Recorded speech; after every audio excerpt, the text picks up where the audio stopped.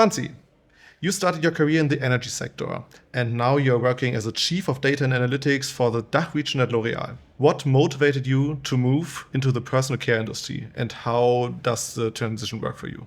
Yeah, so after a rewarding experience of 12 years in Aeon, I was really drawn by this unique love brand energy of L'Oréal.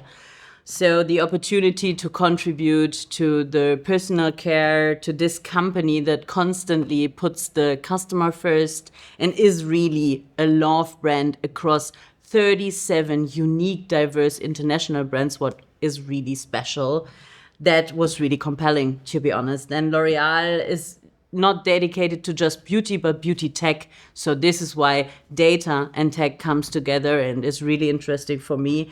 And in this dynamic environment that is really special in a comparison to the energy sector, it was really cool. And I was willing to shape this future of beauty. Can you go into that a bit? Like, what unique challenges have you faced while moving from energy to the personal care industry? Yeah, the biggest difference lies in the data itself. So in the energy sector, you usually have more structured machine-generated data. And in personal care, the data is much more diverse. So from retailer data or e-com behavior, shopping behavior, to also the whole media attribution. And this needs really a complete different analytical skills and tool setup. So it's quite different. And additionally, there are exciting new avenues of AI, because here we can do like this beyond the traditional algorithms and automation, more like applications like this AI-powered shade matching for makeup, or like these pack shots generated by AI. So you don't have to put your serum here and then drive to the forest and drive to whatever, but you just do the pack shot, and then in minutes you have thousands of different pictures. That's quite cool. As you said, this is a more complex e-commerce structure itself than, for example, like the energy sector. And for that, I bet you need a very robust analytics platform. I know you're using GA4. So how has Google Analytics helped you in making data-driven decisions at L'Oréal? So yeah, the valuable insights come about the customer behavior for sure. So we wanted to optimize our apps, the digital experience itself, and measured the effectiveness of marketing, because we're one of the top 5 spender worldwide in marketing. So this is really, really important to measure and optimize on a daily business. Can you share an example, like how you are using it for your daily business? To be honest, these digital services across all the brands are quite special. So we needed a standardized framework, and there GA4 was the answer. That was first thing. And then the digital services like this virtual try-on, you can also try on makeup, but you can also find the right shade for your hair. It's quite intense, so people take their time to use it. And we really needed to have granular data, because these services have a tremendous growth at the moment. And we really needed to understand the whole customer journey, and this across all the different brands. And there it was really important, because only in this seamless integration and the integration into Google Cloud as well, helped us to really see the insights across all brands, scalable, and then help to optimize the experience in these services. Mm-hmm. Yeah, so with so many services, I've used them in the past. It's very fun. It's always challenging to balance. So what shade is your best? Did you test? They say I need more shining power. Ah, okay, great. So I need a glow, yeah? Vitamin C serum. Yeah, great. Yes. Okay, good. Yeah. I will try that. Yeah, great. Good idea. But like with so many services across so many regions, it's always a challenge to balance like data collection, data privacy, especially when you go inside and outside the EU. So how does L'Oréal ensure compliance with privacy regulations like GDPR, DMA, while maintaining the analytics capabilities? Yeah, to be honest, I also said that in the presentation. So privacy is paramount for L'Oréal, and there is no gray zone. So it is really the foundation of the trust we build with our customers that are at the heart of everything we do.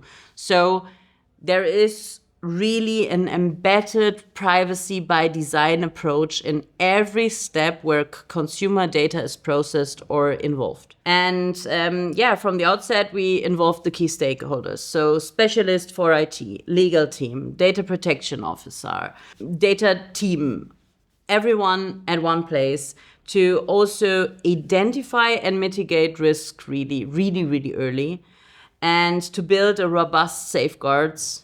And here, like regulations, like you said, GDPR, it's really important to still deliver impactful analytics. So we have to find the sweet spot between respecting consumers' choice and also still be able to measure and have an effective analytics landscape. And in this case, it's like we have data governance, we have our experts in privacy, we have the privacy by design principles. We really need to minimize data collections. This is really important. And then still the transparency to balance this measurement, effectiveness, and the privacy part. So your talk earlier was about the consent mode and how that also was implemented at L'Oréal. Of course, it is a necessary step to stay compliant with the Digital Markets Act. So definitely an important step. Do you have any privacy actions planned for the future after consent mode now? Yeah, the next step for enhanced privacy is definitely server-side GTM. So server-side Google Tag Manager is really important because then we can process the data on our own service. And in this case, we are, as L'Oréal, in direct control what happens with this data, about the collection, about the usage, and with whom it's shared. So this is really important, and this approach not only strengthens the data privacy part of it, but also prepares us for this maybe coming cookieless future. Let's see when it comes.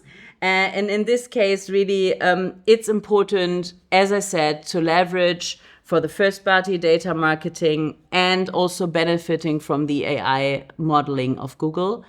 And one side step is also that server-side tagging can also improve the performance of the website and therefore, again, a better user experience. Yes, definitely a good idea to implement SGTM as a next step. My next question is a bit of a pivot towards the scale of L'Oréal itself. So you said earlier you manage multiple brands across many regions, zones, even outside the DACH region, globally. Each have their own teams. So how do you specifically collaborate with global and regional teams to ensure consistent and effective use of data? Yeah, being part of this global powerhouse, L'Oréal, is really exciting. And there is a wealth of knowledge we can tap into. And we work hand in hand with global, with zone, with our local teams, with the brands. And we establish best practices, but we also ensure data consistency in this case. Yeah, and this collaborative spirit brings really knowledge sharing. We learn together, we accelerate innovation, and we have also this data-driven experience. User experience is not something that's just a feeling, but now everybody sees the same KPIs, is working with the same data and the same tools, so this is really helpful. So it's like a global knowledge base just to exchange information for it. That's interesting. So working in this global structure, do you have any lessons or key insights for other companies in a similar global structure? Yeah, communication is key, as I already said on the stage, because there needs to be a clear communication channel. There needs to be a fostering collaboration between the teams, not really working in silos. Is it regional or is it IT with data or whatever? Everybody has to work together. So there are possibilities to work together without being in the same organigram. So maybe investing time in this and also investing into shared tools like we did, because we all use the same. So it helps to talk about the same platform or tool, whatever. And then this really is essential for a consistent and also effective data utilization on a global scale. And it might seem to be a bit old-fashioned, but sometimes also racy, or at least to know who is doing what for whom. Who is responsible for this website? Is it local? Is it global? And whom to contact? This is really important. It seems to be like easy peasy, but just do it, and then it's clear, right? Yeah, the larger company, the definitely more important is to have someone or have a guide where to contact someone who's responsible. All right, I have some off-topic questions now that we are getting to the end of this. I mean, you just arrived here, to be honest, but how have you enjoyed the summit so far? Like, what do you think of the summit? So well organized, really nice location, a really cool agenda. So I'm really looking forward to see the other speakers. I had the pleasure to get to know some of the speakers yesterday already, and I'm really, really keen on getting to know their stories, because I can see already it's an honest knowledge sharing. It's really about sharing also what doesn't work. Right, and this I really enjoy. I'm really looking forward to the next speakers. Do you have a speaker or slot you're most interested in? Yeah, I think Thalia with really this fuck up story. I really enjoy this because it's so honest, and I think Fiete will share a really honest story where you can see what is important and where you have to fight in this kind of companies to have a real good integration. So I'm really looking forward to this. Mm-hmm. Yeah, sometimes it's better to see like what's going wrong to know. Yes, we can learn from the mistakes from others a lot. Yeah. Okay, my last question is, you have so much experience in the field of data. For professionals growing in this field of data and analytics, do you have any advice for navigating this landscape that's constantly evolving? Yeah, better learn and never stop learning, and visit these kind of conferences to learn from others, have peer-to-peer connections, talk to each other, help each other, share a lot of best practices. And really don't be shy to say, hey, I don't know this technology yet, but I'm willing to learn about it. And then there is so much like seminars, like conference, like peer-to-peer coaching, like shadowing. You can do so much, not only online learning and whatever. So stay conscious, stay curious, stay really on this edge of never stop learning, and then everything is fine, because you can do every job you want to in this area. Yeah. All right. Thank you so much for being here. Thank you so much for your insight, Franzi. And I am very excited to see the rest of the seminars as well as you are, probably. Thank you. Great.